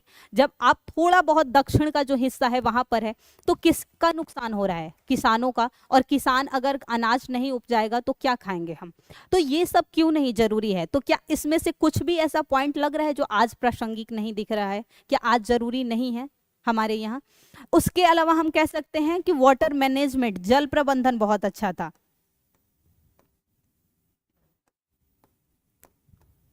तो क्या ये एक अच्छे शहर में बसाने के लिए, मान लो वर्षा, ये उन्नत जल सिंचाई तो नहीं अच्छे शहरों के लिए, क्योंकि सिंचाई से वहां क्या मतलब है ज्यादा, लेकिन क्या एक अच्छे शहर को बसाने के लिए जो हम बात कर रहे हैं आजकल, स्मार्ट सिटी की बात कर रहे हैं, क्या ये सारे पॉइंट्स चाहिए? नहीं, ऑब्वियसली होंगे तभी एक स्मार्ट सिटी। और इससे भले ही योजना हम लाके, योजना मान लीजिए आती बहुत है, क्या इम्प्लीमेंट होती है? चाहे वो स्टेट गवर्नमेंट के द्वारा लाया जाए या सेंट्रल गवर्नमेंट द्वारा, क्या इम्प्लीमेंटेशन इतने तरीके से होता है? इतनी योजनाएं लाई जाती हैं, गर्ल्स एजुकेशन के लिए लाई जाती है, पॉवर्टी के लिए लाई जाती है, उसके अलावा भुखमरी पर, क्योंकि देख रहे हैं इंडेक्सिंग जब जारी होते हैं तो भारत की स्थिति कहाँ है, क्या हम इन पे काम कर रहे हैं? तो क्या ये सारी चीजें, वो सिर्फ योजना आ गई कि अमृत योजना आ गई? शायद इसका फुल फॉर्म अटल मिशन रिजोन्युएशन अर्बन ट्रांसफॉर्मेशन कुछ था, हाँ ऐसे ही कुछ इसका फुल फॉर्म है। 2015 की ये योजना है। तो मान लीजिए जब आप ऐसे रिलेट करके बताते हैं तो हाँ, एग्जामिनर को आपका आंसर जो होगा बाकियों से अलग दिखेगा। और यही होता है आपने सिलेक्शन लेने का तरीका, थोड़ा भीड़ से अलग चलना। भीड़ चाल में कभी मत चलो, सिलेक्शन नहीं होगा। यूट्यूब से देखकर सेलेक्टेड लोगों को देखना अच्छी बात है, क्योंकि वो सेलेक्ट हुए हैं, कुछ तो उनमें हमसे अलग होगा। पर उनकी हमेशा एक बात और ध्यान रखिएगा आप लोग, कभी भी सेलेक्टेड व्यक्ति, अब जैसे कुछ लोग ये भी फॉलो करते हैं कि अच्छा ये टॉपर है तो ये रात को पढ़ता था तो हम रात को पढ़ेंगे, नहीं, ये आपका चेन है सोने जगने का। तो फॉलो करिए उन बातों को जो कि आपको पॉजिटिविटी दे, ये नहीं कि आपका ही जो है लाइफ स्टाइल बदले। उससे क्या होगा, ना आप पढ़ेंगे और ना रात को फिर जगेंगे भी और दिन में भी सोएंगे। तो इसलिए फॉलो उन चीज़ों को करिए जो चाहे मैं बताऊं एज अ टीचर या फिर सेलेक्टेड बताए। तो ये कुछ पॉइंट्स थे नगर नियोजन में। अब नगर नियोजन की जो सबसे बड़ी खासियत थी वो ये थी कि यहाँ पर अधिकांशतः स्थानों पे, जो भी शहर मिले थे गुजरात, राजस्थान, हरियाणा में, अधिकांशतः स्थानों पे जो है एक उच्च दुर्ग होता था और एक निचला भाग होता था। यानी कि यहाँ हम इसे समझ लेते हैं थोड़ा सा, ये बहुत इंपॉर्टेंट है।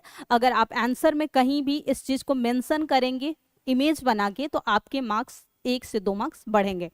ये होता था उचले हिस्से में रहने वाले लोग, बट फोर्ट में दोनों थे, ये याद रखिएगा, किले में दोनों घिरे हुए थे, पर ये ऊपरी हिस्से में था। और यहाँ निचले यानी कि जो पश्चिमी भाग में था वो ऊंचे पे विकसित बसा हुआ शहर था और ये था नीचे। क्योंकि भारत में पहली बार जो कहा जाता है नगरीय क्रांति जो देखने को मिली इसी सभ्यता से। इससे पहले तो कैसे थे लोग, खाना बदोश थे। लोग क्या थे, जंगलों में रहते थे, आखेटक थे, शिकार करते थे, जहां दिन जहां रात। धीरे धीरे मनुष्य ने क्या सीखा, कृषि सीखा, स्थायी जीवन सीखा। जब कृषि करोगे तो कृषि ऐसा तो नहीं कि आज उपजाओगे और कल आप फसल काट लोगे। तो मनुष्य में क्या आया कि हमें लगभग 4-5-6 मंथ रहना पड़ेगा, तो उन्होंने स्थायी जीवन रहना सीखा। कृषि विकास हुआ, आग पहले ही हो चुका था तो आग से उसने खाना बनाना, खाद्य सुरक्षा मिला आग से उसे, पशुओं से सुरक्षा मिली, मौसम खराब यानी कि ठंड है तो उसे मतलब तापने के लिए। तो ये सब चीजें जब हुई थी तो यहाँ जो था ये दोनों ही याद रखिएगा दुर्ग में घिरे थे। क्योंकि कई बार बच्चों का प्रश्न ये होता है, मैम क्या ये सिर्फ फोर्ट में था? जी नहीं, दोनों ही फोर्ट में थे, पर ये ऊपरी हिस्से में था। दूसरी बात यहाँ पर ये उस समय के समाज के असमानता को दर्शाती है, यानी इनइक्वालिटी आज नहीं है हमारे समाज में, उस समय भी थी। यहाँ जो रहते थे कुलीन और पुरोहित वर्ग थे, क्योंकि यहाँ पर जो है वर्ण व्यवस्था नहीं थी। वर्ण व्यवस्था आप जानते हैं कि वैदिक सभ्यता में, जो उत्तर वैदिक सभ्यता था, वहां हमें देखने को मिला था कि वर्ण व्यवस्था की शुरुआत होती है। तो यहाँ वर्ण व्यवस्था नहीं था पर वर्ग विभाजन था, यानी क्लासिफिकेशन किया गया था, लोगों को विभाजित किया जाता था। जैसे कि ये कुलीन वर्ग के लोग हैं, ये व्यापारी वर्ग हैं। लेकिन यहाँ पर ऐसी स्थिति नहीं थी जैसे कि सो कॉल्ड शूद्र वर्ग कहा जाता है या सो कॉल्ड अछूत वर्ग जो कहा जाता है, वो नहीं थी। पर यहाँ पर आपको जो है हम कह सकते हैं कि यहाँ आपको क्या देखने को मिलेगा, यहाँ पर वर्ग विभाजन देखने को मिलेगा, ना कि वर्ण विभाजन। वर्ण विभाजन कब की देन है? तो वो वैदिक सभ्यता की देन है।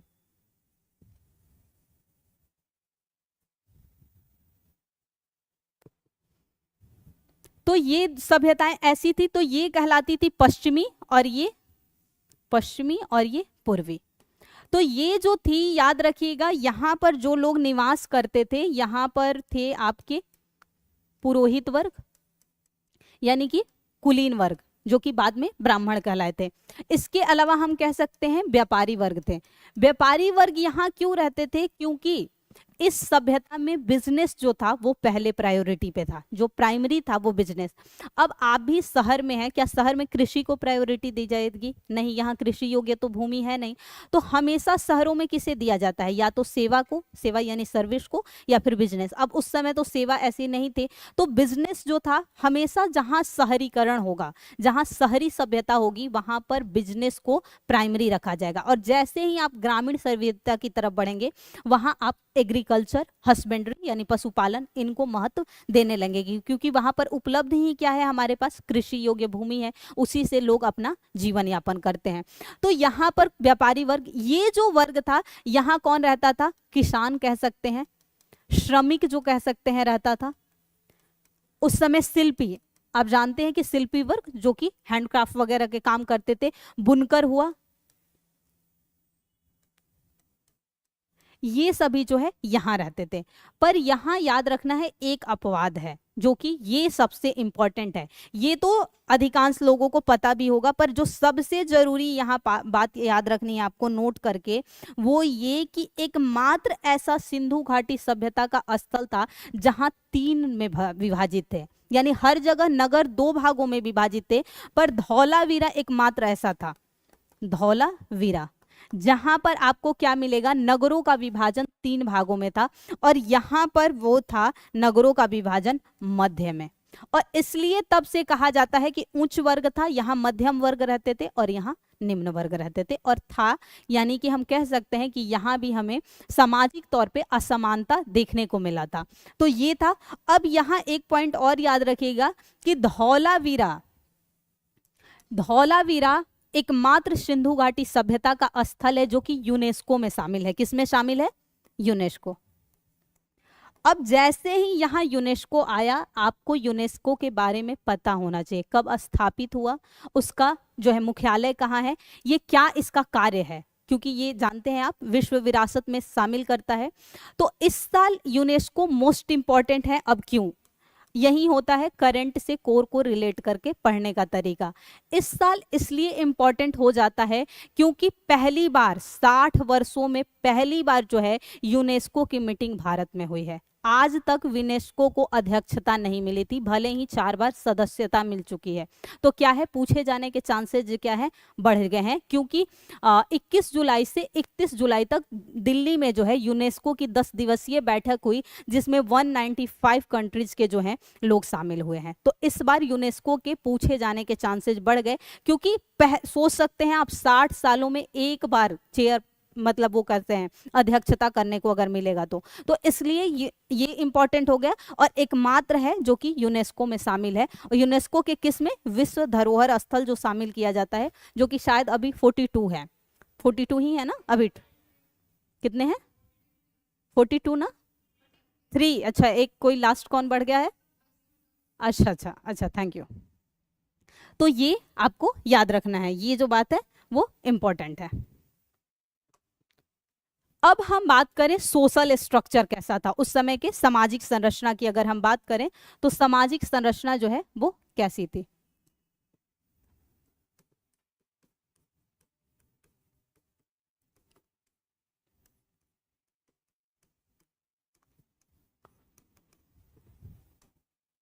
सामाजिक संरचना में सबसे पहले याद रखिएगा ये मातृ प्रधान समाज था। लेकिन मातृ प्रधान होने का अर्थ कतई नहीं ये होता कि महिलाओं की स्थिति पूरी तरह अच्छी हो, क्योंकि आपने सातवाहन वंश पढ़ा होगा। जब आप मौर्योत्तर काल के बारे में पढ़ते हैं तो वहां हम पढ़ते हैं 4 देशी शासकों के बारे में, 4 विदेशी शासकों के बारे में। तो देशी शासकों में हम वहां पढ़ते हैं शुंग, सातवाहन, कन्नौ और महामेघवाहन वंश। तो सातवाहन जो वंश था वो क्या था, मातृ प्रधान समाज था। लेकिन क्या वहां माता यानी स्त्री बनती थी, नहीं, बनता कौन था, पुत्र ही बनता था उत्तराधिकारी। सिर्फ समाज जो था वो मातृ प्रधान था, यानी कि सरनेम जो है वो माँ का मिलता है। खैर हमारे समाज में सरनेम पिता का मिलता है, लेकिन कुछ जनजाति ऐसे हैं जहां सरनेम माता का मिलता है आज भी। खासकर आप जब नॉर्थ ईस्ट की तरफ जाएंगे तो वहां पर मातृ प्रधान समाज ज्यादा मिलेगा। स्त्रियां शादी के बाद भी जो है, मतलब हमारे यहाँ क्या है कि शादी होगा तो लड़की जाएगी पति के घर हमेशा रहने के लिए, वहां ये नहीं होगा, पति आएगा लड़की के घर रहने। और जो उत्तराधिकारी यानी घोषित किया जाता है, जो आपको वसीयत में पिता की संपत्ति मिलती है, वैसे जो है कोर्ट की तरफ से है दोनों को। पर जो हमारी सामाजिक संरचना, इसी बात में भी देखिए सामाजिक संरचना, आज भी बेटियां बाप का जो है विरासत का धन नहीं लेती कि वो मेरे भाई के हिस्से का है। तो सोचिए स्त्री कितना त्याग करती है, तब भी स्त्री जो है, तो ये बात सामाजिक संरचना में है। तो वो है मातृ प्रधान, मातृ प्रधान। लेकिन मातृ प्रधान होने का कतई अर्थ यहाँ नहीं है कि औरतों को जो है पूर्ण जो है वो बराबरी का अधिकार मिला था। इसमें याद रखिएगा सिर्फ जो कुलीन वर्ग की महिलाएं थी, यानी कि संभ्रांत या जो पुरोहित वर्ग की महिलाएं थी, वही शिक्षित होती थी।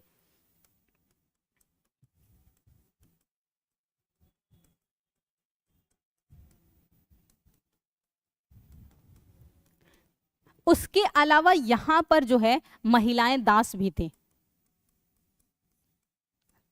क्योंकि यहाँ दास प्रथा के साक्ष्य हमें मिले हैं। दास प्रथा का साक्ष्य जो है प्राचीन समय काल से है, और यहाँ से दास प्रथा, लेकिन दास प्रथा में यहाँ बेगारी नहीं कराया जाता था, कृषि कार्यों के लिए रखा जाता था दासों को, ताकि वो कृषि या घरेलू जो कार्य होते हैं उनके लिए रखा जाता था।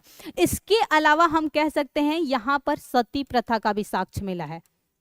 अब कैसे कि हम माने कि सती प्रथा का साक्ष्य मिला है, तो आपने पढ़ा होगा लोथल, जो कि गुजरात में है।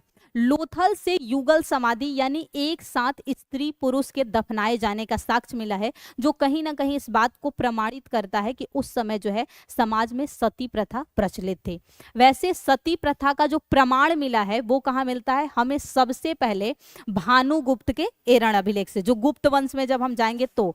लेकिन यहाँ ऐसा माना जाता है कि लोथल से युगल जो समाधि मिली है, ये इस बात को प्रदर्शित करता है कि क्या था, समाज में सती प्रथा थी। क्या, तो जरूरी नहीं है ना, तरीका तो अलग हो सकता है हस्बैंड। तो यही मैंने बोला, हाँ जी आपकी बात सही है, क्योंकि इतिहास में कुछ बातों को प्रमाणित नहीं किया जा सकता, इसलिए सिर्फ कहा जाता है। इसीलिए क्या कहा है, प्रमाण कहाँ मिला है सती प्रथा का, भानुगुप्त में ऐसा माना जाता है। यहाँ बात ये हो रही है, यहाँ नहीं कहा जा रहा है कि प्रमाण था, प्रमाण कहाँ मिला है हमें, पहली बार अभिलेख में जाकर। इसीलिए कुछ बातें इतिहास में हमेशा वो मतभेद की ही रही है। जैसे कि ये आपका सवाल लाजमी है, हम मान सकते हैं, क्योंकि ऐसा भी तो हो सकता है कोई ऐसा संक्रमण बीमारी हुई हो या कोई आक्रमण, जैसे कि पतन के कारणों में माना जाता है एक कारण कि अरबों ने आक्रमण किया था, सॉरी अरबों ने नहीं, आर्यों ने। क्यों? क्योंकि कई स्थानों पे कई कई समाधियां मिली हैं, तो जो दो बातों को साबित करती हैं, या तो कोई युद्ध का माहौल रहा होगा या कोई इन्फेक्शन डिजीज हुआ होगा। जैसे कि अभी कोरोना का समय था, उस समय भी कोई ऐसा जो है इन्फेक्शनल डिजीज आया होगा, जिससे हाँ कि कई लोगों की मृत्यु हो गई होगी, और जगह की कमी होगी तो वहीं होगा, एक साथ दफनाया जाएगा।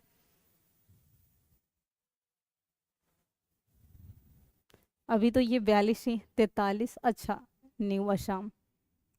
इसके अलावा हम कह सकते हैं सामाजिक में कि असमानता थी।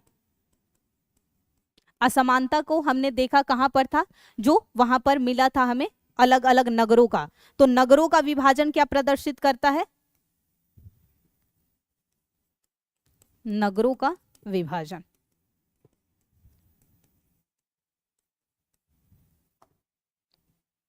इसके अलावा याद रखिएगा उस समय समाज में अंधविश्वास भी था। अंधविश्वास कैसे हम कहे कि था, अंधविश्वास क्योंकि उस समय आप जो समाधान मिले थे उसमें ताबीज का साक्ष्य मिला है। ताबीज क्यों पहनते हैं, क्योंकि भूत प्रेत का साया ऐसा मानते हैं। दूसरी बात, ये पुनर्जन्म को भी मानते थे। क्यों? क्योंकि मनुष्य के साथ कई स्थानों पे वो क्या बोलते हैं, घोड़े की अस्थियां मिली है, कुत्ते की अस्थियां मिली है, बकरी की अस्थियां मिली है। तो ये माना जाता है बकरी खाद्य सुरक्षा के पर्पज से रखी जाती होगी, क्योंकि उस समय मांसाहार और शाकाहार दोनों भोजन था समाज में। मांसाहार का भी लोग प्रयोग करते थे और शाकाहार भोजन भी था। तो ये कुत्ता, हमेशा से कुत्ता को वफादार जानवर माना जाता है, तो सुरक्षा की दृष्टि से कुत्ते को दफनाया जाता होगा। घोड़े को लेकर मतभेद है, क्योंकि ये बहुत कह सकते हैं कि अपने आप में ही विवादास्पद है, क्योंकि कहा गया कि घोड़ा तो था ही नहीं, पर घोड़े की हड्डियां कहां से आई। तो इसलिए भी एक कारण माना जाता है कि आर्यों ने आक्रमण किया था और वो घोड़े से आए थे, और युद्ध में उनके घोड़े मारे गए थे, और उन्हीं घोड़ों की अस्थियां जो है हमें प्राप्त हुई। क्योंकि अगर लोग परिचित होते घोड़ों से तो हमें मुहरों पर, सिक्कों पे, सिक्कों तो मिले ही नहीं थे, उनका अंकन होता। सिक्के थे पर मिट्टी वाले सिक्का थे, यानी टेराकोटा जो कहलाता है, मिट्टी को पकाने के बाद वो सिक्के मिले हैं। तो इसलिए ऐसा कहा जाता है कि अंधविश्वास था, पुनर्जन्म को मानते थे। क्यों इसको मानना, क्योंकि यहां से क्या मिला है, ताबीज। इसके अलावा मिट्टी के बर्तन, आपने सोचा होगा, मिट्टी बर्तन, धातु के बर्तन और जानवर, जानवरों को दफनाने का साक्ष्य। तो ये क्या प्रदर्शित कर रहा है कि लोगों में क्या था, अंधविश्वास इस बात का था कि ऐसा होता है। और ये जब आपने देखा होगा, वही मेसोपोटामिया पिरामिड के लिए फेमस है, पढ़ा होगा आपने, मेसोपोटामिया जो है अपने प्राचीन पिरामिडों के लिए फेमस है और अक्सर चर्चा में बना रहता है। उन पिरामिडों में भी ऐसा कहा गया है कि जानवर, अनाज, उसके साक्ष्य जो हैं आपको देखने को मिलते हैं। क्यों? सिर्फ और सिर्फ फूड सिक्योरिटी के। और ये क्या प्रदर्शित करता है, अंधविश्वास को, क्योंकि मरने के बाद एक जन्म होता है तो वहां हमें खाद्य सुरक्षा चाहिए। खाद्य सुरक्षा मनुष्य की मूलभूत जरूरत है, क्योंकि बिना खाने के मनुष्य जो है जिंदा नहीं रह सकता। तो ये कुछ पॉइंट सामाजिक संरचना में कह सकते हैं। इसके अलावा हम कह सकते हैं कि इस समय जो लोग थे वो श्रृंगार करते थे, यानी आज लिपस्टिक, आईलाइनर, वैनिटी बॉक्स की बात होती है, वहां साक्ष्य इन सब का मिला है। लेकिन उस समय स्त्री और पुरुष दोनों ही करते थे श्रृंगार। हम राजाओं की जब देखते हैं, आप महाभारत देखे होंगे, रामायण, उसमें क्या देखते हैं, पूरा जैसे स्त्रियां जेवर पहनती हैं, श्रृंगार करती हैं, केश सज्जा करती हैं, वैसा पुरुषों को भी दिखाया गया है। तो ये जो समाज था, यहाँ स्त्री और पुरुष दोनों ही श्रृंगार करते थे, श्रृंगार। और श्रृंगार में साक्ष्य जो हमें मिला है वो आपको मिलेगा लिपस्टिक,